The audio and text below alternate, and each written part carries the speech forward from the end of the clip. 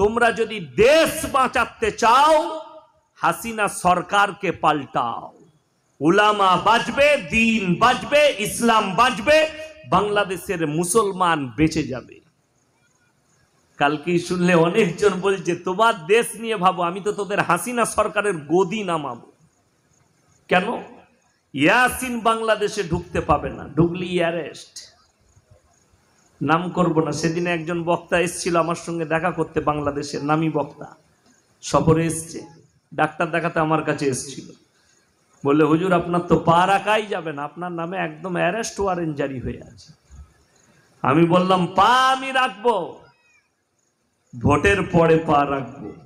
আমি দোয়া করছি আর দাওয়া দিচ্ছি। দাওয়া মানে হচ্ছে বাংলাদেশের মানুষকে বলবো তোমরা হাসিনাকে পাল্টাও যদি দেশের অর্থনৈতিক বাঁচাতে চাও, মাদ্রাসা বাঁচাতে চাও, দিন বাঁচাতে চাও, উলামা বাঁচাতে চাও, উলামায়ে দিনকে টিকিয়ে রাখতে চাও। তা না হলে আমি চ্যালেঞ্জ দিলাম, যেদিনে বাংলাদেশের মাদ্রাসাগুলো তালা পড়বে, জেনে রেখে দিবে রাশিয়ার মতোই মাদ্রাসাগুলো আর স্পেনের মতোই মাদ্রাসাগুলো মদের বার খোলা হবে, আর মসজিদগুলো তালা পড়ে মসজিদগুলো পতিতালয় খুলে দেওয়া হবে। স্পেনটা কোনো ইহুদি রাষ্ট্র ছিল না, এটা মুসলিম রাষ্ট্র। এইরকমই মুসলমানদের দ্বারা মুসলমানকে হত্যা করে সেই দেশের মাদ্রাসা মসজিদগুলো আজকে পতিতালয়ে পরিবর্তন হয়েছে। চোখের পানি পড়বে আপনার স্পেনের মাটির মসজিদগুলো দেখলে, স্পেনের মসজিদ আর মাদ্রাসাগুলো দেখলে। সেই বিল্ডিং গুলোকে কালার পাল্টিয়ে আজকে সেই মাদ্রাসা কাঁদছে, সেই মসজিদ কাঁদছে, যেগুলোকে মদের বার করে রেখে দিয়েছে। ওই জন্য মুসলমান আপনাদেরকে অনুরোধ করব, চোখ খুলে দিয়ে যাচ্ছে আপনাদের। সবাই হাত তুলে বলুন আজ থেকে দিনের ওপরে প্রতিষ্ঠিত হব। জোরে বলুন ইনশাআল্লাহ। কেন ভয়? সবাই ভয় কাকে খাবেন? জোরে বলুন। আপনাদের খানা খান নাই? জোরে বলুন কাকে খাবেন? জোরে বলুন আল্লাহ। আল্লাহ ছাড়া ভয়ের পাত্র কেউ নাই। রিসপেক্ট করবেন। আমি একটা জলসায় বলেছি, আমার দেশের প্রধানমন্ত্রীকে আমি রিসপেক্ট করি, সম্মান করি, যেহেতু তিনি প্রধানমন্ত্রী, আমরা সিলেক্ট করেছি, তাই আমি সম্মান করি। কিন্তু ভয় আমি আল্লাহকে খাই। বলে দিই, ইউনিফর্ম সিভিল কোড যে আইনটা আনা হয়েছে, এটা আইন নয়, এটা 24 সালে মোদিজির জিতার একটা প্রমোট, ভোটের একটা প্রচার।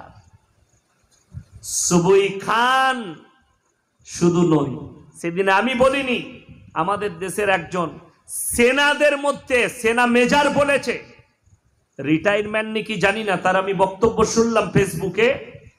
बोले जब भी चुनाव आता है हमारे देश में एक एक बाबा का एंट्री होता है। पहले बार हुआ था किसका? बाबा रामदेव का। 35 रुपया लीटर पेट्रोल लेना है कि 70 रुपया में चाहिए। लोगों ने कहा 35 रुपया में। अभी कानिया बाबा किधर भाग गया पता नहीं, अभी तो 100 से ज्यादा लीटर है। अभी एक नया बाबा है, उसका नाम है बाबा बागेश्वर धाम।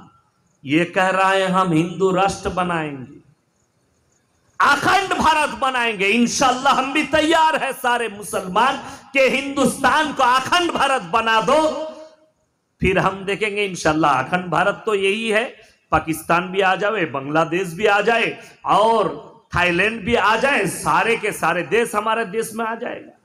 अल्हम्दुलिल्लाह, अच्छा होगा। तो ये तो हम नहीं कह रहे, तुम कह रहे हो कि अखंड भारत बनाना, हम भी तैयार हैं इंशाअल्लाह। सारे के सारे मुसलमान।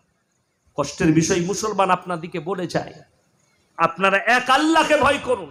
কোরআনকে মিটাবার ক্ষমতা আল্লাহর কসম কিয়ামত পর্যন্ত পৃথিবীর কোনো শক্তির নেই। ইসলামকে মিটানোর ক্ষমতা পৃথিবীর কোনো শক্তির নেই। ফেরাউন এসেছিল মুসা নবীকে মিটাতে, নিজে মিটে